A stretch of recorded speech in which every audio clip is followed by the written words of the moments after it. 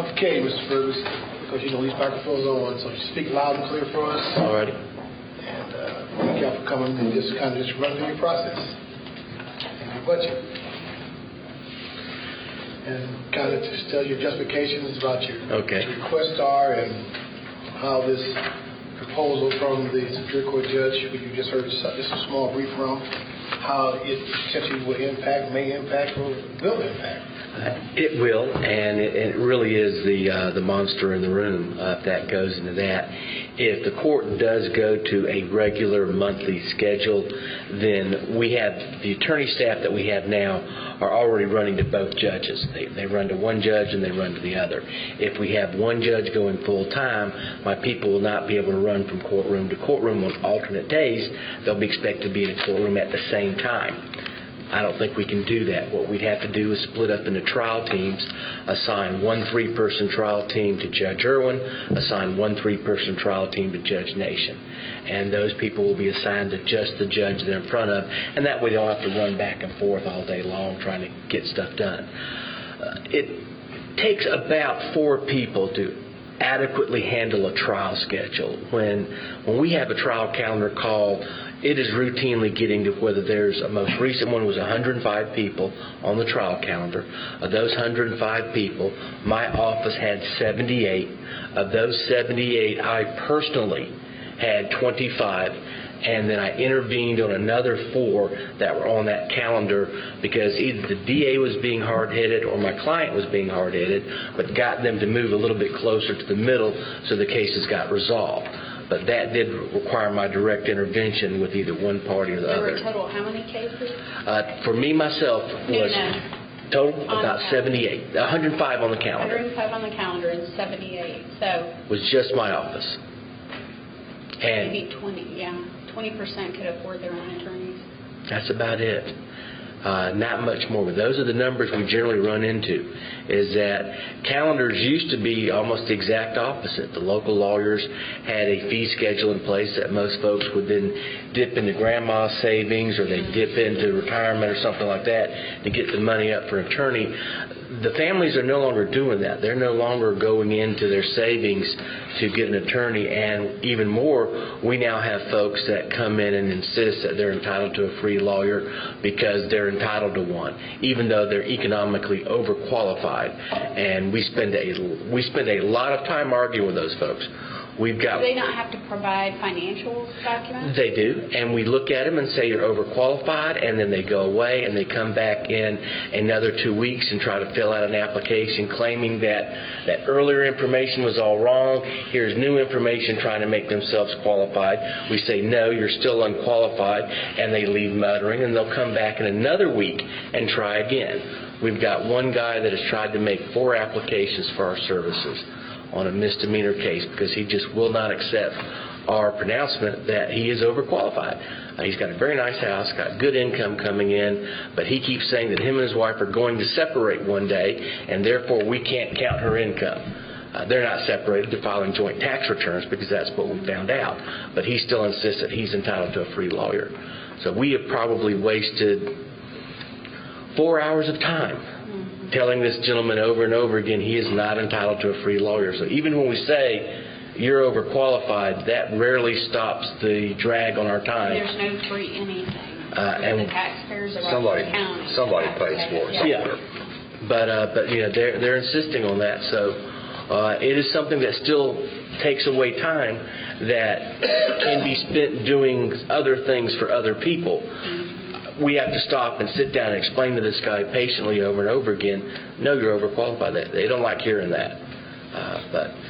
You mentioned you want to assign a 3-person team to each court. Correct. And this is an exact direct result of the impact that the increase in the criminal court counters. Is that correct? Correct. And do you guys do an annual report on cases and historical stuff like that? We do keep track of the cases we go through. I can give you some overall numbers at the end of each year, or anytime you ask, we have a data capture process that we can actually plug that in and tell you. But on average, if you're asking for that, our caseloads have gone up every year. We run about 800 to 900 juvenile court cases. We run about 3,000 state court cases for misdemeanor level, and we run about 1,000 felony cases. All those numbers are right on the ABA guidelines as to how many you're allowed to handle per person.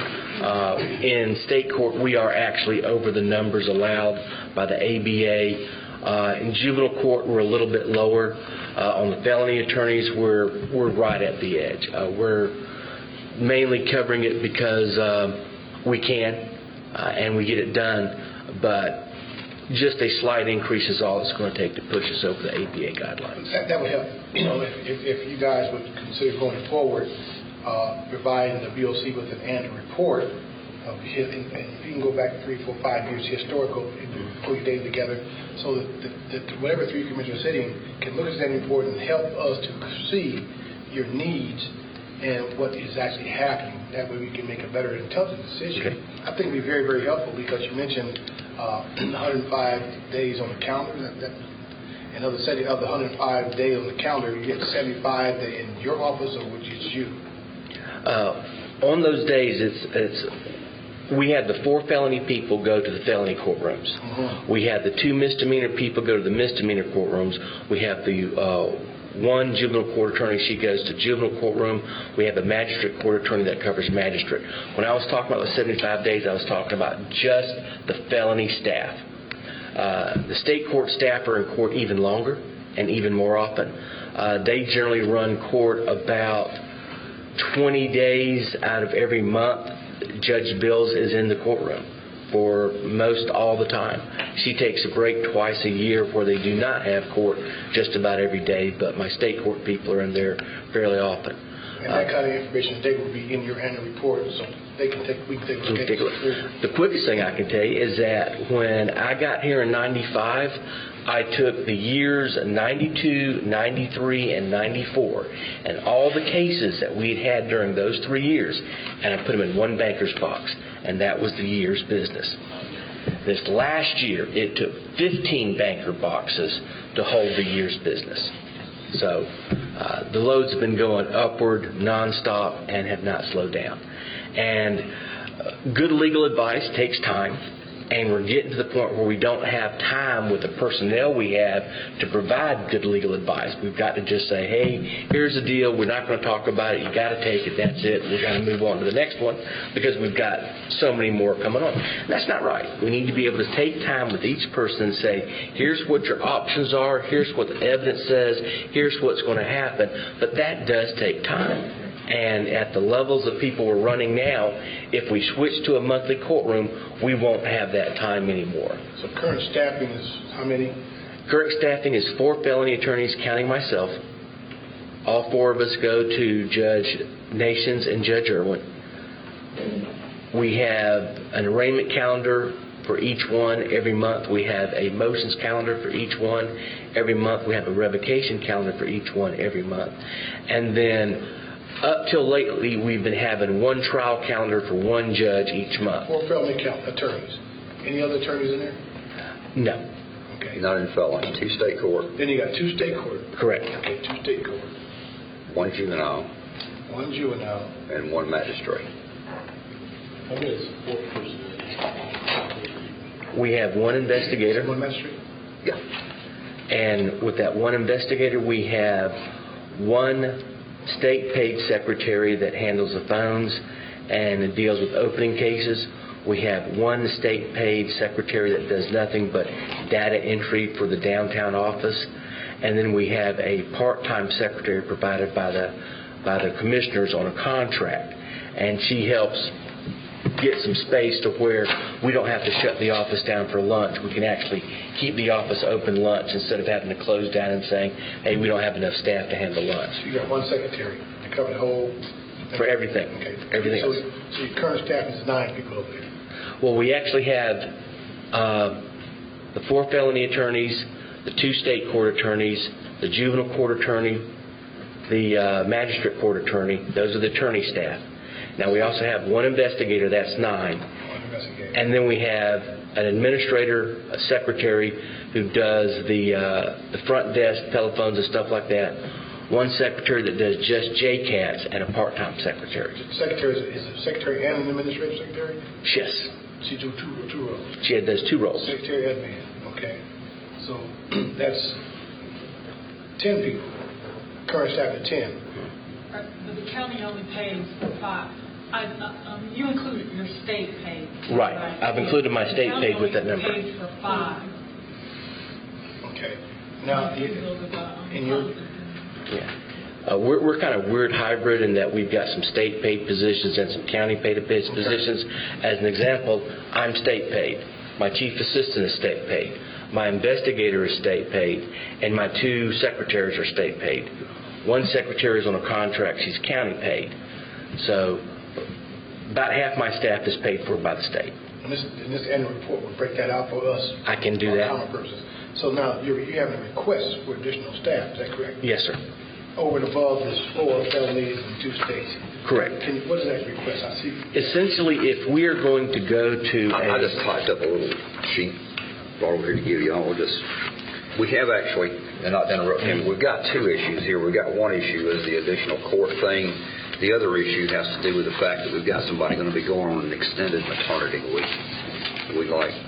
But that's 2 different issues. Yeah. So let's address the staffing level first with the idea of adding the additional courtroom time. With the additional courtroom time, we will need the staff sufficient to be able to station in that courtroom. So we're asking for 2 more felony attorneys. At that point, then we'll take the 4 felony attorneys that we already have. With the 2 more, that'll give us a total of 6 felony attorneys. We'll divide up into 2 3-man trial teams. 1 3-man trial team will go to Judge Irwin. 1 3-person trial team will go to Judge Nation.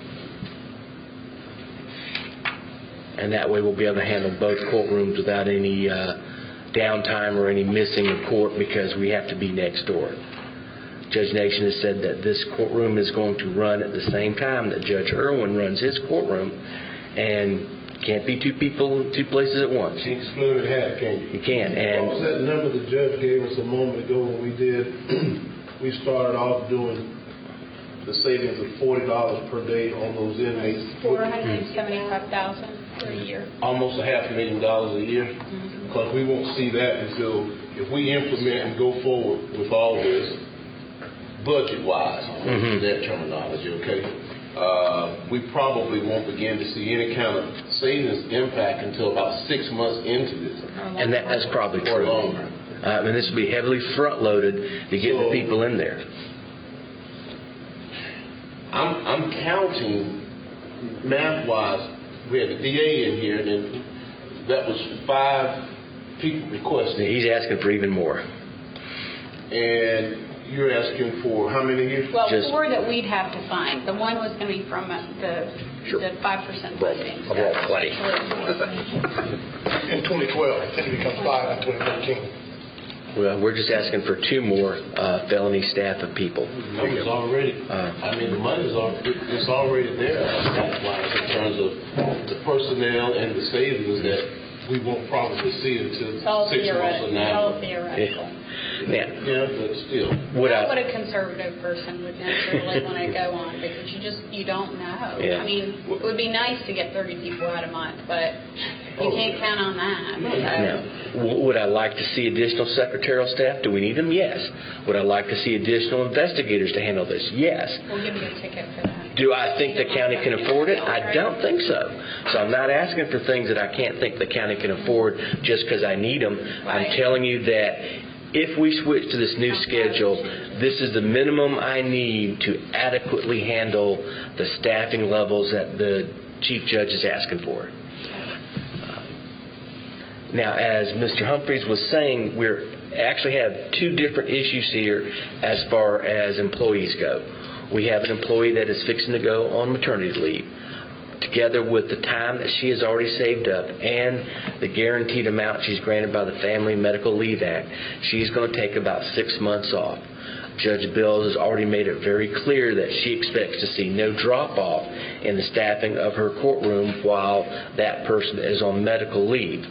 So what we are anticipating doing is taking our magistrate court attorney, who is already a county-funded person, move him up to state court to cover the missing attorney who's out on medical leave. And we're asking for the county to provide us another contract person to hire to take over magistrate court.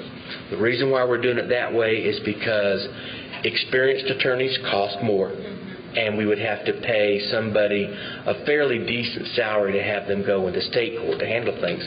But we can hire a law school graduate that's just out of school to cover magistrate court, handle matters over there in magistrate court, which consists of bad checks, county ordinance violations, and help out on other matters.